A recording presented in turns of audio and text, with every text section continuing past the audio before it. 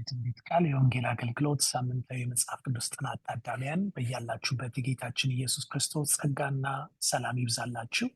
ይህ በየሳምንቱ ወደ እናንተ ይዘን የምንመጣው የመጽሐፍ ቅዱስ ጥናት መሰናዶ ሲሆን ባለፉት ተከታታይ የትምህርቱ ክፍሎች መጽሐፍ ቅዱሳችንን ሐዋርያው ጳውሎስ መልእክት ወደ ቆሮንቶስ ሰዎች እያጠናን እንገኛለን። ይህ የትምህርታችን 8ኛ ክፍል ነው። የክርስቶስን የትንሣኤ ኃይል የምናጠናበት ይሆናል።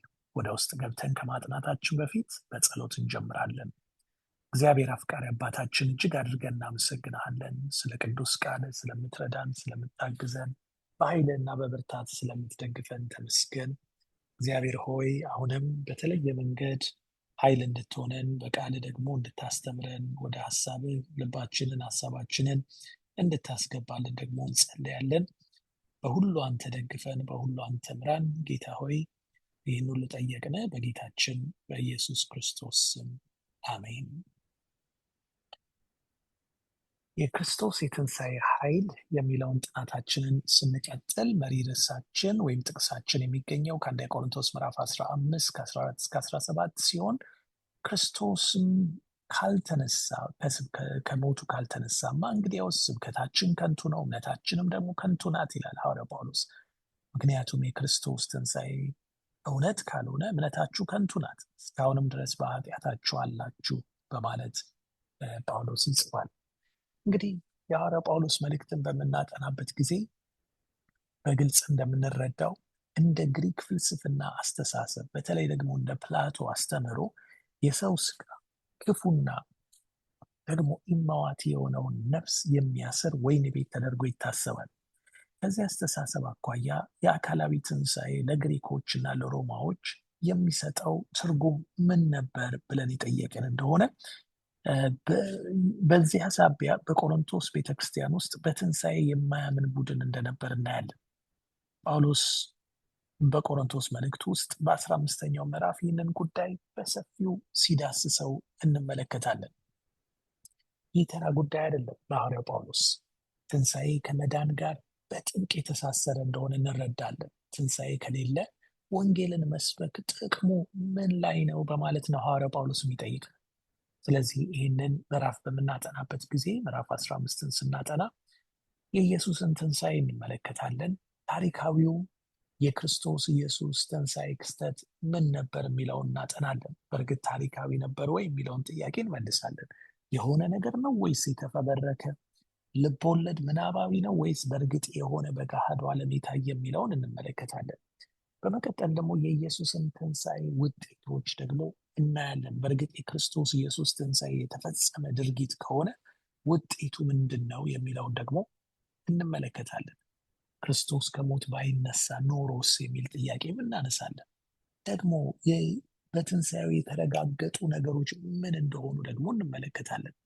በመቀጠል የእኛን ትንሣኤ ደግሞ እናመጣና ስለ እኛ ትንሣኤ ሐዋርያው ጳውሎስ የሚነግረን እናነባለን። ትንሣኤያችን በምን አይነት እንደሚሆን፣ በምን አይነት ስጋ እንደሚሆን ሐዋርያው ጳውሎስ የሚያስተምረንን አይተን እንጨርሳለን ማለት ነው። በዚህ አስተዋጽኦ ቅደም ተከተል ጥናታችንን እንቀጥላለን። የእኛ ትንሣኤ የሚሆነው መቼ እንደሆነም ደግሞ ጊዜውን በምን አይነት ሁኔታና መቼ እንደሚሆን ጊዜውን አይተን እንጨርሳለን ማለት ነው። እንግዲህ ወደ ጥናታችን ውስጥ ስንገባ በቅድሚያ የምናገኘው የጌታችን ኢየሱስ ክርስቶስን ትንሣኤ ነው። የኢየሱስን ትንሣኤ ስንመለከት ታሪካዊው የኢየሱስ ትንሣኤ በእርግጥ ታሪካዊ ነበር ወይ ስንል ሐዋርያው ጳውሎስ እንዲህ በማለት ይመልሳል። አንደኛ ቆሮንቶስ ምዕራፍ 15 ከ3 እስከ 4 እኔ ደግሞ የተቀበልሁትን ከዚህ በፊት አሳልፌ ሰጥቻቸዋለሁ፣ እንዲህ ብዬ መጽሐፍ እንደሚል ክርስቶስ ስለ ኃጢአታችን ሞተ፣ ተቀበረ፣ መጽሐፍ እንደሚል በሶስተኛውም ቀን ተነሳ ይለናል። በሶስተኛውም ቀን ተነሳ።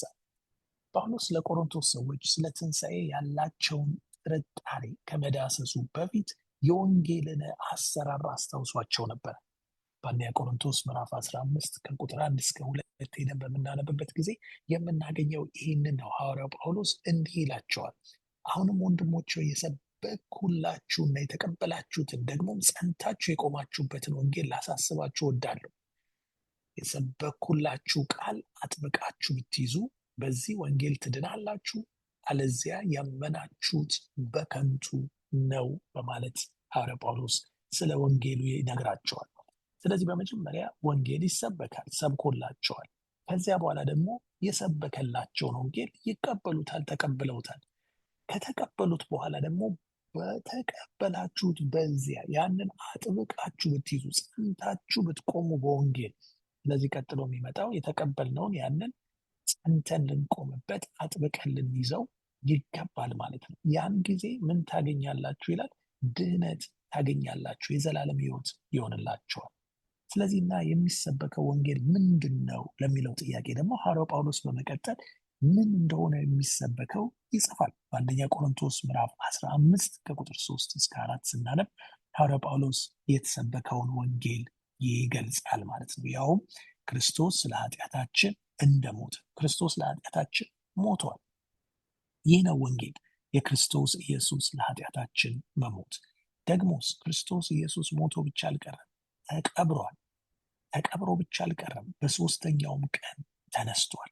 የክርስቶስ መሞት፣ መቀበርና መነሳት፣ ትንሣኤው በታሪክ ውስጥ ያለ ክስተት መሆኑን የምናውቀው እንዴት ነው ብለን ከጠየቅን ኢየሱስ ከተነሳ በኋላ ያዩት እነማን ናቸው ወደሚለው ጥያቄ ይወስደናል።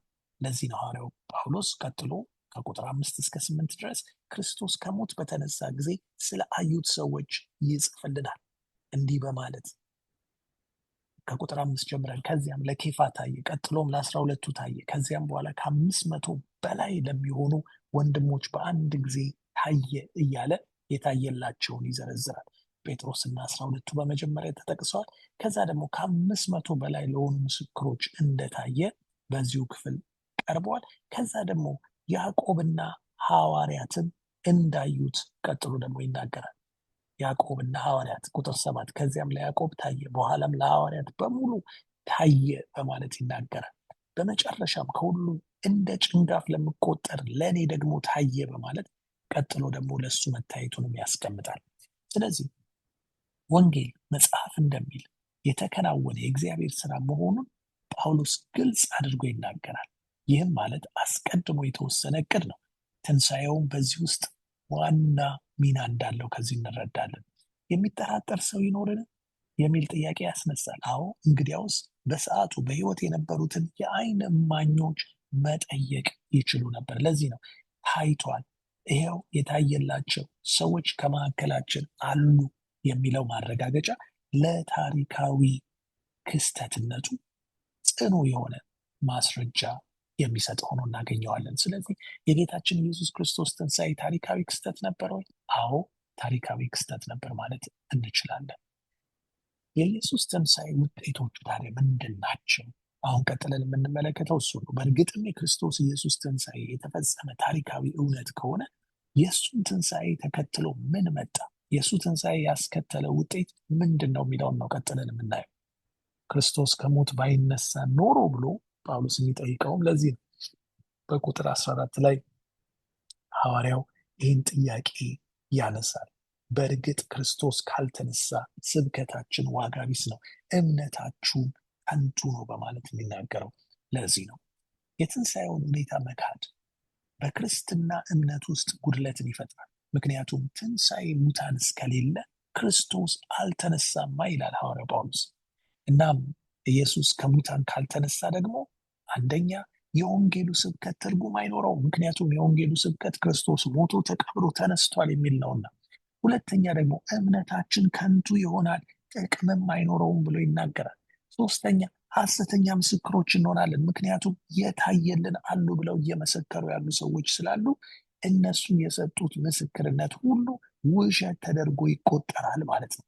በዛ ከቀጠለ ሲቀጥልስ አሁንም በኃጢአታችን አለን ማለት ነው። ክርስቶስ ከሞት ካልተነሳ የኃጢአት ዕዳ ሙሉ በሙሉ አልተከፈለም ማለት ነው። ደግሞ የሞቱትን መቼም ወደ ሕይወት አይመለሱም ማለት ነው። የሌሎች ትንሣኤ በክርስቶስ ኢየሱስ ትንሣኤ ላይ የተመሰረተ ስለሆነ ክርስቶስ ከሞት ካልተነሳ መቃብር የተዘጋባቸው የመቃብር ደጆች የተዘጋባቸው ሁሉ ከመቃብር የሚወጡበት እድል አይኖራቸውም ማለት ነው ይለናል። እንግዲህ ትንሣኤው ከሌለ ኢየሱስ ያለ ምክንያት የተገደለ አንድ ተራ ጻድቅ ሰው እንጂ አዳኝ አይሆንም። አሁን ግን ክርስቶስ ከሙታን ተነስቷል። ያው የሆነ አዳኝ አለን ማለት ነው። ከዚህ የተነሳ በዚህም ምክንያት ወንጌሉ እንዲሁ እምነታችን ትርጉም ያለው የሚሆነው በትንሣኤው ነው ማለት ነው። እኛም እውነተኛ ምስክሮች ነን። ኃጢአታችን ይቅር ተብሏል። እናም በክርስቶስ ሆነው የሞቱት ዳግም በሕይወት ይኖራሉ። ምን ከሆነ? ትንሣኤው እውነትና ተጨባጭ ከሆነ። ለዚህ ነው ሐዋርያው ጳውሎስ ክርስቶስ ከሞት ባይነሳ ኖሮ ብሎ የማይሆኑትን ነገሮች ሲያሳየን፣ በእርግጥም ክርስቶስ ከሞት ከተነሳ ደግሞ የሚሆኑት ነገሮች እነዚህ ናቸው ወደሚል ድምዳሜ እንድንደርስ ያደርገናል ማለት ነው። እንግዲህ በትንሣኤው የተረጋገጡ ነገሮች ምንድን ናቸው ካልን፣ አሁንም የሐዋርያው ጳውሎስን መልእክት ወደ ቆሮንቶስ ሰዎች ቀጥለን ስናነብ የምናገኛቸው እውነቶች አሉ። በተለይ በአንደኛ ቆሮንቶስ 15 ቁጥር 20 ላይ አሁን ግን ክርስቶስ ላንቀላፉት በኩራት ሆኖ ከሞት ተነስቷል ይለናል። በኢየሱስ ትንሣኤ የተረጋገጠው የመጀመሪያው እውነታ ከአዳም እስከ መጨረሻው ሰው ድረስ የመዳንን እውነት የተቀበልን ሁሉ ብንሞት ዳግም ትንሣኤ እንደሚኖረን ነው። አንደኛ ቆሮንቶስ ምዕራፍ 15 ከቁጥር 20 እስከ 23 የምናገኘው ይህንን ነው። አዎ ክርስቶስ ላንቀላፉት ሁሉ በኩራት ሆኖ በእርግጥ ከሙታን ተነስቷል። ሞት በአንድ ሰው በኩል ወደ ዓለም መጣ። የሙታንም ትንሣኤ በአንድ ሰው በኩል እንዲሁ ሆኗል። ሰዎች ሁሉ በአዳም እንደሚሞቱ እንደዚሁም ሰዎች ሁሉ በክርስቶስ ሕያዋን ይሆናሉ። ነገር ግን እያንዳንዱ በራሱ ተራ ይሆናል። በመጀመሪያ በኩራት የሆነው ክርስቶስ፣ ከዚያም በኋላ እርሱ ሲመጣ የክርስቶስ የሆኑት ደግሞ ይነሳሉ። እንግዲህ ይህንን ነው ከዚህ የምንረዳው። አሁን ግን ክርስቶስ ላንቀላፉት በኩራት ሆኖ ተነስቷል የሚለን ለዚህ ነው። ከትንሣኤያችን በኋላ ምን ይሆናል ካልን፣ ኢየሱስ ሞትን አሸንፎ ጠላቶችን ሁሉ ይረታል። አንደኛ ቆሮንቶስ ምዕራፍ 15 ከ25 እስከ 26 እናነብሳለን። ይህንን ነው የምናገኘው። ጠላቶቹ ሁሉ ከእግሩ በታች እስከሚያደርግለት ድረስ ሊነግስ ይገባዋል። የሚደመሰሰውም የመጨረሻው ጠላት ሞት ነው ይለናል። ሁሉን ከእግሩ በታች አስገዛለት። ነገር ግን ሁሉን አስገዛለት ሲል ሁሉን ካላስገዛለት በቀር መሆኑ ግልጽ ነው። ሁሉ ከተገዛለት በኋላ እግዚአብሔር ራሱ ሁሉ በሁሉ እንዲሆን ወልድ ደግሞ ሁሉን ላስገዛለት ለእርሱ ይገዛል በማለት ይጽፋል። ትንሣኤም ከሌለማ ለሞቱ ሰዎች ብለው የሚጠመቁትስ ምን እያደረጉ ነው? ሙታን ከቶ የማይነሱ ከሆነ ሰዎች ለእነርሱ ብለው ለምን ይጠመቃሉ ብሎ ይጠይቃል። እንግዲህ ከዚያም ኢየሱስ ሁሉን ነገር ለአባቱ ያስገዛል፣ እግዚአብሔርም ሁሉ በሁሉ ይሆናል ይለናል። እንግዲህ ከተረጋገጡት ከነዚህ የወደፊት ክስተቶች በተጨማሪ ጳውሎስ የየዕለት ሕይወታችንን የሚነኩ ሁለት ነገሮችን አረጋግጦልናል። አንደኛ፣ መከራና አደጋ ቢኖረውም ወንጌልን መስበክ እንደሚያዋጣ ከዚህ እንረዳለን። ከቁጥር 30 እስከ 32 ስናነብ እንደዚህ ነው የሚለን፣ እኛስ ብንሆን ዘወትር ለአደጋ የምንጋለጠው ለምንድን ነው? ወንድሞች ሆይ እኔ በየቀኑ ሞታለሁ። ይህንም በጌታችን በክርስቶስ ኢየሱስ በእናንተ ላይ ባለኝ ትምክህት አረጋግጣለሁ። በኤፌሶን ከአራዊት ጋር እየታገልኩ ለሰብአዊ ተስፋ ብቻ ከሆነ ትርፌ ምንድን ነው? ሙታን የማይነሱ ከሆነ ነገ ስለምንሞት እንብላ እንጠጣ እንደሚሉት ወገኖች መሆናችን አይደለምን? ይላል። እንግዲህ በዚህ ጋር ግልጽ እንዳስቀመጠው መከራ አደጋ ቢኖርም ወንጌልን መስበክ ያወጣል። ደግሞም ከመጽሐፍ ቅዱስ መርሆች ጋር ራስን አስማምቶ መኖርን ያዋጣል። ምክንያቱም ስናነብ ሳለ አትሳቱ፣ መጥፎ ጓደኝነት መልካም ባህሪን ያበላሻል ይላል። ቁጥር 33 ወደ ሰከነ ልቦናችሁ ተመለሱ፣ ኃጢአትንም አትስሩ፣ እግዚአብሔርን የማያውቁ አሉና ይህንንም የምለው ላሳፍራችሁ ነው ይላል። ስለዚህ እንግዲህ ከዚህ የምንረዳው ምንድን ነው? ትንሣኤው ከተረጋገጠ የእኛ ትንሣኤ የተረጋገጠ ይሆናል። ያ ደግሞ መከራ፣ ችግር፣ አሁን ሞትን ብንጋፈጥ መጨረሻችን እንዳልሆነ እንድናስብ ያደርገናል። ደግሞ በዚህ በምድር ላይ የምንኖረውን ሕይወት ትንሣኤን አስበን በጥንቃቄ እንድንኖረው አቅም፣ ጉልበት ይሆነናል ማለት ነው። እንግዲህ በመጨረሻ ጳውሎስ የሚያነሳው የእኛን ትንሣኤ ነው። የእኛን ትንሣኤ በተመለከተ ተጨማሪ መረጃዎች ይሰጠናል። ምንድን ነው የሚያሳየን? ይህንን በተመለከተ በምንመለከትበት ጊዜ የእኛ ትንሣኤን በተመለከተ ምን መረዳት እንችላለን? የእኛ ትንሣኤ በእርግጥም ትንሣኤያችን በምን አይነት አካል እንደሚሆን ሐዋርያው ጳውሎስ በዚህ ቦታ ሲያስቀምጥልን እንመለከታለን። እንደዚህ ይላል፣ የሙታን ትንሣኤ ደግሞ እንዲሁ ነው። በመበስበስ ይዘራል፣ ባለመበስበስ ይነሳል። በትንሣኤ ስለሚኖረን አካል የተነገሩ ምሳሌዎችን እንመልከት። እንግዲህ በመጀመሪያ በአንደኛ ቆሮንቶስ 15 ከ35 እስከ 38 ስናነብ ነገር ግን ሙታን እንዴት ይነሳሉ? የሚመጡትስ በምን አይነት አካል ነው የሚል ሰው ሊኖር ይችላል። አንተ ሞኝ፣ የምትዘራው ካልሞተ ሕይወት አያገኝም። የምትዘራውም የስንዴ ወይም የሌላ አይነት ዘር ቅንጣት ብቻ እንጂ ወደፊት የምታገኘውን አካል አይደለም። እግዚአብሔር ግን ብሎ ይቀጥላል። እንግዲህ የእጽዋትን አካል ነው። አዎ ዘር ይዘራል፣ ሰብሉ ይታጨዳል። እግዚአብሔር ለሁሉም ተክል የፈለገውን አካል ይሰጠዋል። ያንን ነው የምንመለከተው። በመቀጠል ደግሞ እንደዚህ ይላል ቁጥር 38 ላይ እግዚአብሔር ግን እንደፈቀደ አካልን ይሰጠዋል። ለእያንዳንዱ የዘር አይነት የራሱን አካል ይሰጠዋል። ቁጥር 39 ስጋ ሁሉ አንድ አይደለም። የሰው ስጋ አንድ ነው፣ የእንስሳት ስጋ ሌላ ነው፣ የወፎች ስጋ ሌላ ነው፣ የአሶችም ስጋ ሌላ ነው በማለት ይናገራል። እዚህ ደግሞ የሰው አካል፣ የእንስሳት አካል፣ የአሳ አካል፣ የወፍ አካል የተለየ እንደሆነ ሐዋርያው ጳውሎስ ሲናገር እናያለን። ከቁጥር 40 ጀምረን ደግሞ ስናነብ እንዲሁም ሰማያዊውን አካላት አሉ፣ ምድራዊያን አካላትም አሉ። ነገር ግን የሰማያዊው አካላት ክብር አንድ ነው፣ የምድራዊ አካላት ክብር ሌላ ነው። የፀሐይ ክብር አንድ አይነት ነው፣ የጨረቃ ክብር ሌላ ነው። የከዋክብት ደግሞ ሌላ ነው፣ የአንዱም ኮከብ ክብር ከሌላው ይለያል በማለት በሰማይ ያሉትን የፀሐይን ክብር፣ የጨረቃን ክብር፣ የከዋክብትን ክብር እያንዳንዱ የራሱ ክብር እንዳለው ይናገራል። እንግዲህ ይህን ካቀረበ በኋላ ነው አሁን በለበስነው የስጋና በትንሣኤው አካላችን መካከል ምን ልዩነት እንዳለ የሚያስረዳው። በአንደኛ ቆሮንቶስ 15 ከ42 ጀምረን ስናነብ የሙታን ትንሣኤም እንደዚሁ ነው። የሚበሰብስ አካል ይዘራል፣ የማይበሰብስ አካል ሆኖ ይነሳል። በውርደት ይዘራል፣ በክብር ይነሳል። በድካም ይዘራል፣ በኃይል ይነሳል። አሁን በስባሽ ሰውነት አለን፣ የረከሰ ሰውነት አለን፣ ደካማ ሰውነት አለን፣ ስጋዊ ሰውነት አለን። የትንሣኤው አካላችን ግን በስባሹ ፍጹም የሆነ የረከሰው የከበረ፣ ደካማው ኃይለኛ፣ ስጋዊው ደግሞ መንፈሳዊ ሆኖ የሚነሳበት ይሆናል። አዳም ምድራዊ አካል የነበረው ሲሆን ሁለተኛው አዳም ኢየሱስ ደግሞ ሰማያዊ አካል ያለው እንደሆነ እንረዳለን። በትንሣኤው ጊዜ አካላችን ፍጹም የሆነውን የከበረውን ኃይለኛውን መንፈሳዊውንና ሰማያዊውን የክርስቶስን አካል እንደሚላበስ ሐዋርያው ጳውሎስ እዚህ ጋር በግልጽ ይናገራል። የመጀመሪያው ሰው አዳም ሕያው ነፍስ ሆነ ተብሎ ተጽፏል። የኋለኛው አዳም ግን ሕይወት የሚሰጥ መንፈስ ሆነ። ነገር ግን በመጀመሪያ የመጣው መንፈሳዊ ሳይሆን ፍጥረታዊ ነው። ከዚያ በኋላ መንፈሳዊው መጣ። የመጀመሪያው ሰው ከምድር ተገኘ፣ ምድራዊ ነው። የኋለኛው ግን ከሰማይ ነው፣ ሰማያዊ ነው። ከምድር የሆኑት እንደ ምድራዊ ናቸው፣ ከሰማይ የሆኑት እንደ ሰማያዊ ናቸው። ምድራዊውን ሰው መልክ እንደለበስን የሰማያዊውን ሰው መልክ ደግሞ እንለብሳለን በማለት ሐዋርያ ጳውሎስ ይጽፋል።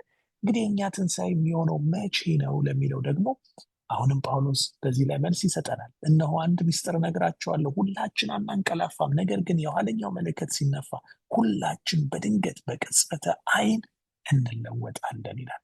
ጳውሎስ የሙታን ትንሣኤ መቼ እንደሚሆንና አካላችን እንዴት እንደሚለወጥ ከመናገሩ በፊት በአንደኛ ቆሮንቶስ ምዕራፍ 15 ቁጥር 50 ላይ ስጋና ደም የእግዚአብሔርን መንግስት ሊወርሱ እንደማይችሉ አስቀምጧል። ታዲያ ይህ ማለት ከትንሣኤ በኋላ የሚጨበጥ አካል አይኖረንም ማለት ነው ካልን ስጋና ደም የሚለው ቃል ሰውነትን ለመግለጽ እንደተለዋጭ ብዙ ጊዜ ጥቅም ላይ ውሎ እናገኘዋለን። በማቴዎስ 16 17፣ ገላትያ 1 16፣ ኤፌሶን 6 12፣ ዕብራውያን 2 14። ጳውሎስ ነገሮችን የሚያስተያየው የምድር ነዋሪዎችን እንደ ብልሹ የሰማይ ነዋሪዎችን ደግሞ እንደ ፍጹም አድርጎ ያቀርባል። በምድር ያለን አካል የሚበሰብስ ስለሆነ ሰማይ ይዘነው ልንገባ አንችልም። ኢየሱስ ዳግም ሲመጣ ግን በስባሹ አካል ወደማይበሰብስ አካል ይለወጣል።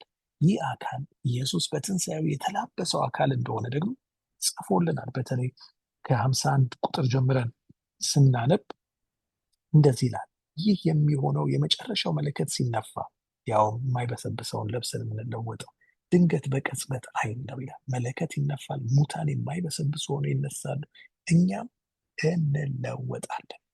የሚጠፋው የማይጠፋውን የሚሞተው የማይሞተውን ሊለብስ ይገባዋልና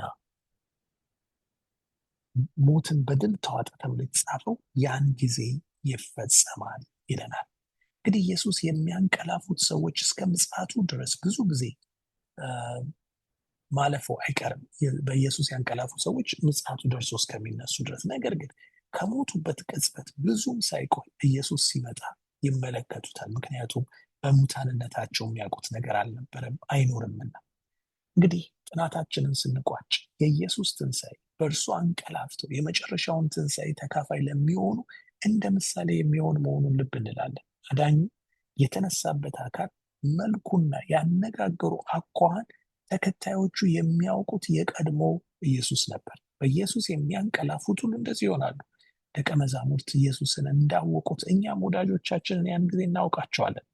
አካላቸው በምድር ኖሮ ተጎድቶ የነበረ የታመመ ወይም የተጎሳቆለ ቢሆንም በትንሣኤ በከበረው አካል የየግል መልካቸው የተጠበቀ ይሆናል።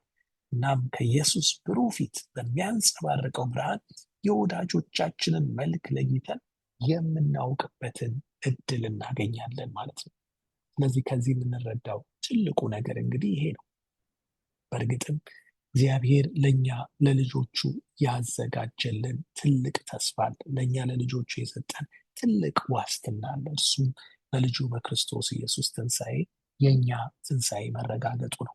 ያንን ተስፋ እያደረግን ዛሬ ላይ ለሚገጥመን ለማንኛውም አስፈሪና አስደንጋጭ ሞት ይዞት በሚመጣው ማዕበል ተስፋ እንዳንቆርጥ፣ ደግሞ በኃጢአት ተጣለን እንዳንወድቅ፣ በእነዚህ በሁለቱ ጸንተን እስከ መጨረሻ እንድንቆም እግዚአብሔር በጸጋ ይርዳን። ጌታ ይባርካችሁ።